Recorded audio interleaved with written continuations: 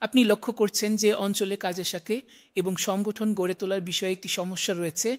আমি অন্তত এই দিকেই আছি। কিভাবে শক্তিশালী, নমনীয়, অভিযোজিত এবং সচেতন সংগঠন গড়ে তোলা যায়, যেখানে মানুষেরা কেন্দ্রে থাকে, কিন্তু সেটা সেই ভান করা কেন্দ্রে নয়, যেখানে আমরা বলি যে আমি তোমার প্রতি সম্মান দেখাচ্ছি। না, বরং যেখানে আমার একটি খুব গণতান্ত্রিক স্থান আছে, যেখানে আমরা সবাই সম্মান এবং মর্যাদা থেকে আচরণ করি।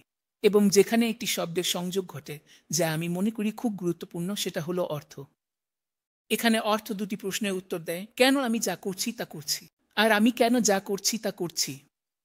তাহলে অবশ্যই আমি অনুভব করি যে লাতিন আমেরিকায় ট্রিপালিয়ারাম এখনো খুব শক্তিশালী। যখন আমি ম্যানেজারদের কোচিং দিই বা বিভিন্ন দেশের দলের সাথে কাজ করি, আমি সবসময় একই জিনিস দেখি, বা বিষণ্ণতা, বা ক্লান্তি, বা বার্নআউট, এবং সময়ের সাথে সাথে এই সমস্ত রোগগুলো বেরিয়ে আসে।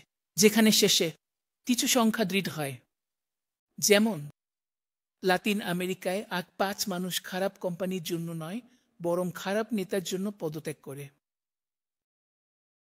দেখুন, লাতিন আমেরিকায় নয় ৩ কোম্পানি তাদের কৌশলগত পরিকল্পনা অনুসরণ করে না।